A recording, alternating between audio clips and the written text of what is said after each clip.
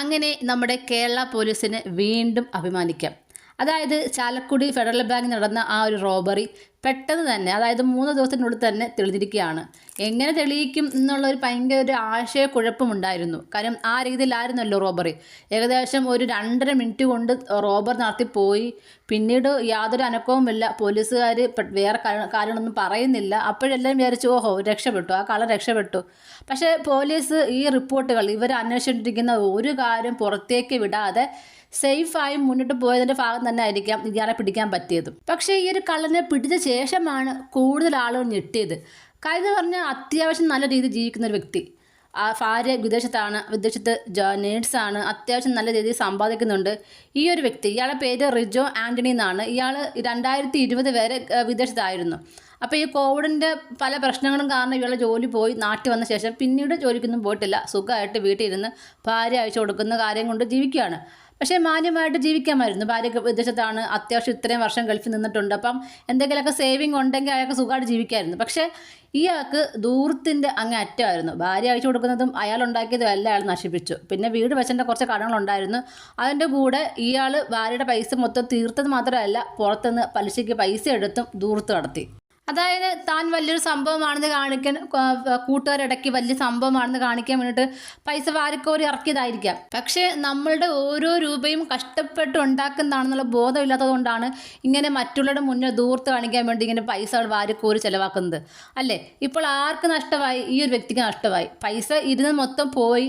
പിന്നീട് ഇപ്പോൾ കഴിഞ്ഞ ഏപ്രിലാണ് ഭാര്യ പോയത്. ഇപ്പോൾ ഈ ഏപ്രിൽ ഭാര്യ തിരിച്ചു വരും. അപ്പോൾ വരുമ്പോഴത്തേക്കും കുറേ പൈസ കൊടുത്തിരിക്കുന്ന ഒന്നും കയ്യിലില്ലതാനും, പിന്നെ പുറത്ത് കുറേ കടം ഉണ്ടാക്കി വെച്ചിട്ടുണ്ട്. അപ്പോൾ ഇതൊക്കെ തീർക്കണം, പൈസ സേവും ചെയ്ത് വെക്കണം. അപ്പോൾ ഇതിന് നോക്കിയപ്പോൾ വേറെ മാർഗ്ഗമൊന്നുമില്ല, എവിടെയെങ്കിലും പോയി റോബർ ചെയ്യുക എന്ന് മാത്രമേ ഉള്ളായിരുന്നു.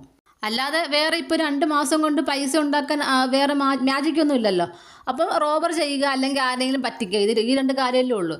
അപ്പോൾ ആ ഒരു അവസ്ഥയിലാണ് അടുത്തുള്ളൊരു പള്ളിയിൽ അങ്ങോട്ട് പോയ സമയത്താണ് ഈ ഒരു ഫെഡറൽ ബാങ്ക് ഇയാൾ ശ്രദ്ധിക്കുന്നത്. കാര്യം ആ ബാങ്കിൽ സെക്യൂരിറ്റി ഇല്ലായിരുന്നു. അപ്പോൾ അതുകൊണ്ട് തന്നെ ഇയാൾക്ക് സേഫ് ആണെന്ന് ഇയാൾക്ക് മനസ്സിലായി. മാത്രമല്ല 2:30 അവിടെ ഫുഡ് കഴിക്കാൻ എല്ലാവരും പോകുമ്പോൾ ആൾ കുറവായിരിക്കും. ഈ കാര്യങ്ങളൊക്കെ ഇയാൾക്ക് അറിയാമായിരുന്നു. കാര്യം ഫെഡറൽ ബാങ്കിൻ്റെ മറ്റ് പല ശാഖകളുള്ള കാര്യങ്ങൾ ഇയാൾക്ക് അറിയാമായിരുന്നു. അപ്പോൾ ഇവിടെ അത് തന്നെ ആയിരിക്കാമെന്ന് മനസ്സിലായി. മാത്രമല്ല ഈ ഒരു ബാങ്കിൽ സ്ഥിരമായിട്ട് ഇടയ്ക്കിടയ്ക്ക് വരികയും പോവുകയും ഇതിൻ്റെ കാര്യങ്ങളൊക്കെ മനസ്സിലാക്കി വെച്ച ശേഷമാണ് ഇയാൾ വന്നത്. നല്ല രീതിയിൽ പ്ലാൻ ചെയ്തു കേട്ടോ. ഈ പ്ലാനിങ് അയാൾ ജീവിതത്തിൽ കൊണ്ടുവന്നെങ്കിൽ ആ 2 മക്കളെങ്കിലും ഒന്ന് രക്ഷപ്പെട്ടനെ.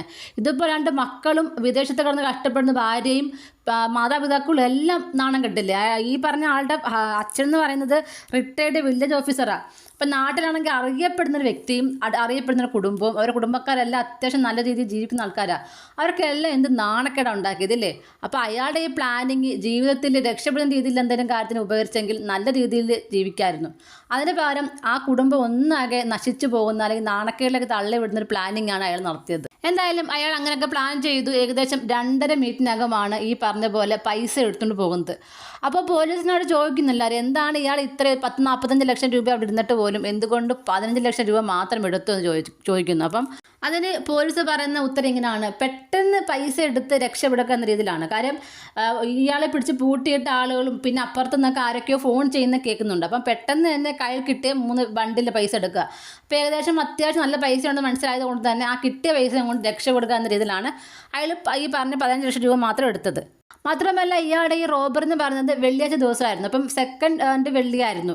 അതായത് ആദ്യത്തെ വെള്ളിയും അവസാനത്തെ വെള്ളിയും പള്ളിയിൽ ആളുകൾ വരും. അപ്പം മാത്രമല്ല റോഡിലൊക്കെ ഒരുപാട് ആളുകൾ ഉണ്ടാകാൻ ചാൻസ് ഉണ്ട്. അപ്പം ഇങ്ങനെ ഒരു റോബർ നടത്തുമ്പോൾ ബാങ്കിൽ നിന്ന് എന്തെങ്കിലുമൊക്കെ ആരെങ്കിലും വിളിക്കുകയോ ശബ്ദങ്ങളൊക്കെ കേൾക്കുമ്പോൾ ആ റോഡിലുള്ള ആളുകൾ പെട്ടെന്ന് വരാൻ ചാൻസ് ഉണ്ട്. അതുകൊണ്ട് തന്നെ പെട്ടെന്ന് ആളുകൾ ഇന്നും വരാത്ത രീതിയിൽ ഈ രണ്ട് വെള്ളികളാകുമ്പം പെട്ടെന്ന് ആളുകൾ ഉണ്ടാകില്ല. അപ്പോൾ അത് നോക്കി ഇയാൾ 2ാം വെള്ളി നോക്കി സെലക്ട് ചെയ്തു. ഇയാൾ വന്ന് റോബർ നടത്തി പോവുകയാണ്. അതായത് ഒരുപാട് പ്ലാനിങ് ചെയ്തു. പക്ഷേ അയാളുടെ പ്ലാനിങ് എല്ലാം തെറ്റിക്കുന്ന തരത്തിൽ അയാൾക്ക് പറ്റിയൊരു അബദ്ധം. അതായത് ആ ഷൂ മാത്രം അയാൾ മാറിയില്ല. ഈ ഒരു മോഷണം കഴിഞ്ഞ് പോയി അയാൾ വസ്ത്രങ്ങളൊക്കെ മാറി 2-3 പ്രാവശ്യം അയാൾ വസ്ത്രങ്ങൾ ചേഞ്ച് ചെയ്തു. ബൈക്കിൽ, അതായത് സ്കൂട്ടിക്കകത്ത് മിറർ വെച്ചു, പിന്നെ നമ്പർ പ്ലേറ്റ് മാറ്റി, അങ്ങനെ പല കാര്യങ്ങൾ അയാൾ ചെയ്തു. പക്ഷേ അയാളുടെ കാലിൽ ഷൂ മാത്രമേ അയാൾ ചേഞ്ച് ചെയ്തില്ല. ആ ഒരു ഒറ്റ ലുക്ക് ഫോൾ വെച്ചാണ് ഈ പോലീസ് ഇയാളെ കണ്ടുപിടിച്ചത്. അതായത് എത്ര വലിയ കുറ്റവാളിയാണെങ്കിലും എന്തെങ്കിലുമൊക്കെ തെളിവ് അവശേഷിക്കുമെന്ന് പറയുമ്പോൾ തന്നെ ഇയാൾ വെച്ച ഒരൊറ്റ തെളിവ് അത് വെച്ചാണ് പിന്നീട് ഇയാളെ കണ്ടുപിടിക്കുന്നത്. അതുപോലെ തന്നെ എടുത്തു പറയേണ്ട ഒരു കാര്യമാണ് ഇയാളുടെ ഒരു കോൺഫിഡൻറ്റ് ലെവൽ. അതായത് ഇത്ര വലിയ കള്ളത്തരം ഞാൻ ചെയ്തിട്ടും എന്നെ പോലീസ് പിടിക്കില്ല എന്നൊരു വിശ്വാസം ഇയാൾക്കുണ്ടായിരുന്നു. ഇന്നലെ അതായത് ഇയാളെ ഈ പിടിക്കുന്ന സമയത്ത് രാവിലെയൊക്കെ അവിടെ കുടുംബസംഗമം ഉണ്ടായിരുന്നു. അപ്പോൾ അവിടെയുള്ള ആൾക്കാരെല്ലാം ആ വീട്ടിലാണ് ഒത്തുകൂടിയത്. അപ്പോൾ ആ ഒരു സംഗമത്തിന് വന്ന പള്ളിയിൽ അച്ഛൻ പറഞ്ഞു, ഇങ്ങനെ ഈ ഭാഗത്തുള്ള ആരോ ആണ് ഈ ഒരു ബാങ്ക് റോബ് നടത്തിയെന്ന് തോന്നുന്നു. കാര്യം പോലീസ് ഇവിടെല്ലാം കിടന്ന് പരിശോധിക്കുന്നുണ്ട്, ആരെന്നറിയില്ല എന്നൊക്കെ പറഞ്ഞപ്പോൾ ഇയാൾ പറഞ്ഞതാണെന്ന്. എന്തായാലും ആ ഒരു കള്ളനെ പോലീസ് പിടിക്കാൻ പോകുന്നില്ലെന്ന്. കാര്യം അത്രയ്ക്കും വിശ്വാസമായിരുന്നു ഇയാളെ പിടിക്കാൻ പോകുന്നില്ലെന്ന്. അതുപോലത്തെ ഒരു കോൺഫിഡൻറ്റ് അയാൾക്കുണ്ടായിരുന്നു. അതുകൊണ്ടാണല്ലോ പള്ളിയിൽ വെച്ചുകൊണ്ട് അങ്ങനെ പറഞ്ഞത്. അപ്പം ഇതുപോലെ ഞാൻ എന്തൊക്കെ തെറ്റുകൾ ചെയ്താലും പിടിക്കില്ലെന്ന് തോന്നണമെങ്കിൽ ഇയാൾക്ക് മുമ്പും ഇതുപോലത്തെ പരിചയം ഉണ്ടായിരിക്കണം. അല്ലെങ്കിൽ ഇതുപോലത്തെ കള്ളത്തരം ചെയ്തിട്ട് ഇത്ര ഒരു ധൈര്യത്തോടെ ഇരിക്കാൻ പറ്റുമെന്ന് എനിക്ക് തോന്നുന്നില്ല. അതുപോലെ തന്നെ പോലീസ് പിടിച്ചപ്പോൾ ഇയാൾ പറഞ്ഞ മറ്റൊരു കാര്യമാണ്, ഭാര്യ അയച്ചെന്ന പൈസ ഇങ്ങനെ ചിലവാക്കി കളഞ്ഞു, അതുകൊണ്ട് ഭാര്യയെ പേടിച്ചിട്ടാണ് ഇതുപോലെ ഞാനൊരു മോഷണം നടത്തിയതെന്ന്. ഭാര്യയെ പേടി ഉണ്ടായിരുന്നുവെങ്കിൽ, ഭാര്യ അയച്ചു കൊടുത്ത പൈസ ഇങ്ങനെ ചിലവാക്കുന്നതിൽ അയാൾക്ക് എന്തെങ്കിലും വിഷമം ഉണ്ടായിരുന്നു, പേടി ഉണ്ടായിരുന്നെങ്കിൽ അയാൾ എന്തായാലും 1 രൂപ പോലും അനാവശ്യമായി ചിലവാക്കില്ല. നമുക്കൊരു പൈസ ചിലവാക്കാൻ പേടിയുണ്ടെങ്കിൽ നമ്മൾ എങ്ങനെ ചിലവാക്കും അല്ലേ? അപ്പം ആരെയും അയാൾക്കൊരു വിലയുമില്ല, പേടിയുമില്ല, സ്നേഹവുമില്ല. അയാൾക്ക് കിട്ടുന്ന പൈസകൾ അയാൾക്ക് ദൂർത്തടിക്കണം, വെറുതെ സുഖിച്ച് ജീവിക്കണം, കഷ്ടപ്പെടാനും വയ്യ, ഇങ്ങനെ വെറുതെ ഇരുന്ന് കാശുണ്ടാക്കണം. അപ്പോൾ എളുപ്പപ്പണി മോഷ്ടിക്കുക, പൈസ കൊണ്ടുവരിക, വീണ്ടും ദൂർത്തടിക്കുക. അപ്പോൾ ഇയാൾക്ക് ഇതല്ല, ഇതിനു മുമ്പും ഇതുപോലത്തെ പണികൾ ഉണ്ടായിരിക്കാം. അതും എന്തായാലും പോലീസ് അന്വേഷിക്കണം. എന്തായാലും ഒരു തുമ്പുമില്ലാത്തടത്തുനിന്ന് അല്ലെങ്കിൽ ഒരു തെളിവുമില്ലാത്ത ഒരു സ്ഥലത്തുനിന്ന് ഇത്രയേറെ തെളിവുകളൊക്കെ ഉണ്ടാക്കി ഈ ആളെ കണ്ടെത്തിയ നമ്മുടെ കേരള പോലീസിന് ബിഗ് സല്യൂട്ട് തന്നെ കൊടുത്തേ പറ്റും കേട്ടോ. കാര്യം ഈ ഒരു തെളിവ് ഒപ്പിക്കാൻ വേണ്ടി ഏതാണ്ട് 500-ലേറെ CCTV ക്യാമറകൾ ഈ പറഞ്ഞ പോലീസ് ചെക്ക് ചെയ്തു. രാവും പകലും ഒരുപാട് കഷ്ടപ്പെട്ടു എന്നാണ് പറയുന്നത്. അപ്പോൾ എന്തായാലും അവരുടെ കഷ്ടപ്പാടിന് ബലമുണ്ടായി. എന്തായാലും ആ ഒരു കള്ളനെ പിടിക്കാൻ പറ്റി. ഇനി പോലീസിൻ്റെ മുൻപിലുള്ളത് ഇയാൾ ഈ ഒരു കാര്യം ചെയ്ത് ഒറ്റയ്ക്കാണോ, ഇയാളെ പ്ലാനിങ് അല്ല, ഇയാൾ ഒറ്റയ്ക്കാണോ എന്ന കാര്യം കൂടെ അന്വേഷിക്കണം. ഇപ്പം പോലീസ് പറയുന്നത് ഒറ്റയ്ക്കാണെന്നാണ്, പക്ഷേ കൂടുതൽ തെളിവുകൾ കിട്ടേണ്ടതുണ്ടെന്നും പറയുന്നുണ്ട്. മാത്രമല്ല ഇയാൾ കണ്ടെത്തിയ പല കാര്യങ്ങളും ഇയാൾ എങ്ങനെയാണ് കണ്ടെത്തി എന്നുള്ളത് പൂർണ്ണമായും പോലീസ് പറയുന്നുമില്ല. അപ്പോൾ അതിന് എന്തെങ്കിലുമൊക്കെ ഒരു റീസൺ ഉണ്ടായിരിക്കാം. അതും വരുന്ന ദിവസങ്ങളിൽ നമുക്ക് അറിയാൻ കഴിയും. മാത്രമല്ല ഇയാൾ കുറച്ച് പൈസ ചിലവാക്കിയിട്ടുണ്ട്, അതെല്ലാം റിക്കവർ ചെയ്തെടുക്കുകയും വേണം.